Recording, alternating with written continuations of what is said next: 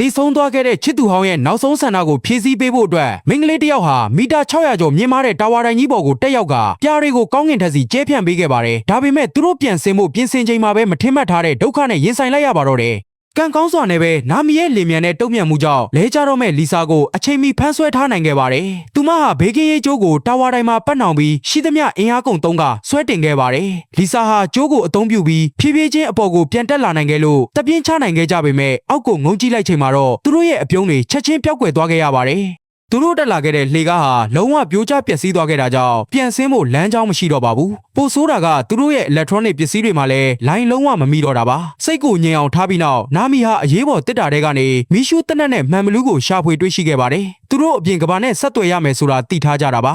လီဆာကအောက်ဘက်မှာရှိနေတဲ့ line set signal booster ကိုသတိပြုမိသွားတာကြောင့်အကူအညီတောင်းစာပို့ပြီးဖုန်းကိုဘေးကင်းရေးကျိုးနဲ့ချီက line set အနီးစီအောက်ကိုရှော့ချပေးခဲ့ပါတယ်ဒါပေမဲ့ဖုန်းကိုပြန်ဆွဲတင်လိုက်ချိန်မှာတော့စာကထွက်မသွားခဲ့တာကြောင့်ဒီစီစဉ်ပျက်စီးသွားခဲ့ပါတယ်။အခြားရွေးချယ်စရာမရှိတော့တာကြောင့်နာမီဟာဖုန်းကိုရှူဖက်နှက်ထဲထည့်ပြီးမကွဲရှားစေဖို့ပျော့ပြောင်းတဲ့ပစ္စည်းတွေနဲ့တေချာထုတ်ဖို့ကအောက်ကိုပစ်ချလိုက်ပါတယ်။အခုချိန်မှာသူတို့တက်နိုင်တာကတော့စောင့်ဆိုင်ဖို့ပါပဲ။မကြာမီမှာပဲနာမီဟာတာဝါတိုင်အောက်ခြေမှာလှုပ်ရှားမှုတစ်ခုကိုတွေ့လိုက်ရပါတယ်။မန်ဘသူကနေတဆင့်အောက်ကလူကိုရှိသမျှအင်အားကုန်သုံးကအော်ဟစ်အကူအညီတောင်းခဲ့ကြပေမဲ့အောက်ကအမျိုးသားကတော့ဖုန်းပြောနေတာကြောင့်ဘာမှမကြားရပါဘူးစကားမပြောနိုင်တဲ့ခွေးလေးကဖုန်းကိုတွေ့ရှိပြီးသူတို့အော်ဟစ်တန်ကိုကြားခဲ့ပေမဲ့အမျိုးသားကချက်ချင်းခေါ်ဆောင်သွားခဲ့ပါတယ်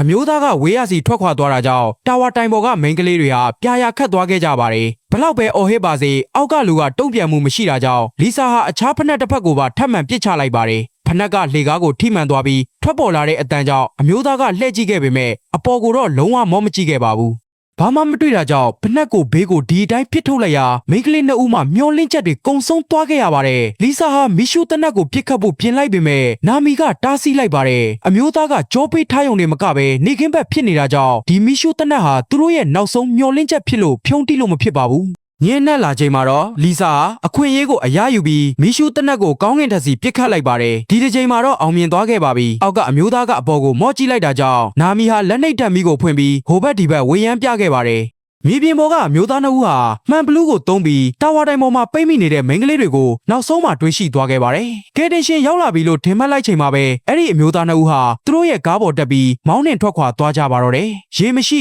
အစားအသောက်မရှိပဲတာဝါတိုင်ထိပ်ဖျားမှာတောင်းတင်နေတဲ့သူတို့နှစ်ဦးဟာအသက်ရှင်လျက်ပြန်လဲထွက်ခွာနိုင်ပါဦးမလားဆိုတာ